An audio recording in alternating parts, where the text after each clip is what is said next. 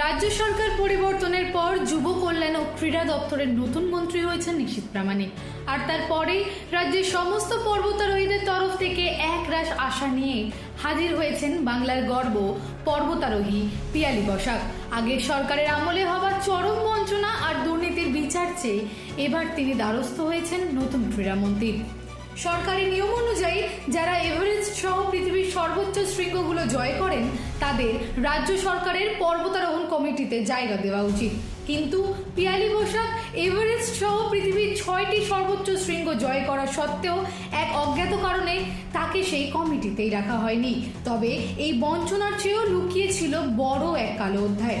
পিয়ালি জানান, 2018 সালের অক্টোবর মাসে যুব কল্যাণ দপ্তরের পর্বতারোহণ কমিটি শ্রী কৈলাস অভিযানের জন্য 10 জন তরুণকে বেছে নেয়। কিন্তু অভিযোগ, কমিটি তাদের যে তাঁবু, স্লিপিং ব্যাগ আর সরঞ্জাম দিয়েছিল তা ছিল অত্যন্ত নিম্নমানের।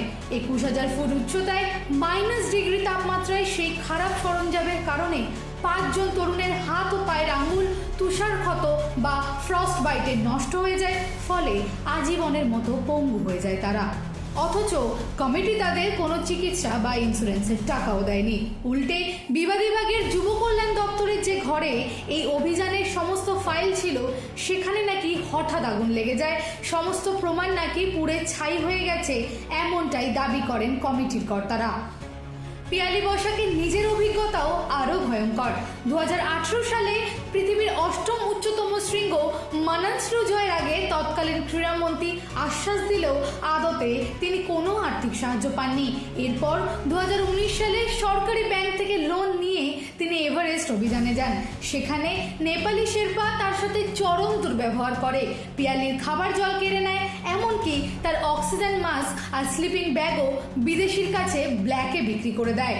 তবে এখানেই বাধা শেষ নয়।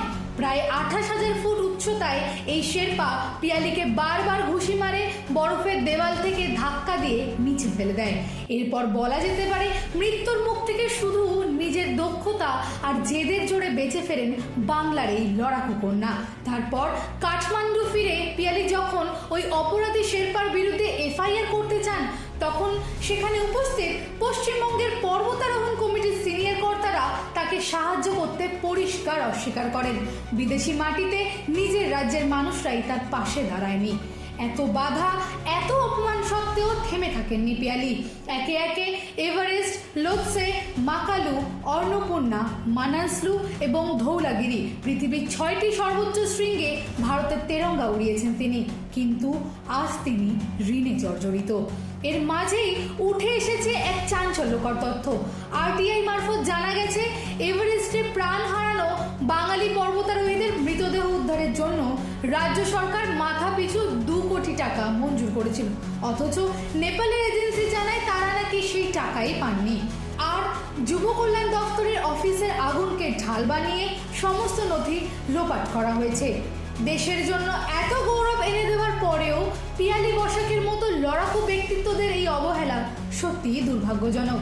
পিয়ালি বসাক আশা করছেন ক্রীড়ামন্ত্রী নিশীথ প্রামাণিকের আমলে বিগত বছর ধরে চলা এই সমস্ত দুর্নীতির জট কাটবে এবং বাংলার বঞ্চিত পর্বতারোহীরা অবশেষে তাদের প্রাপ্য সম্মান ফিরে পাবেন।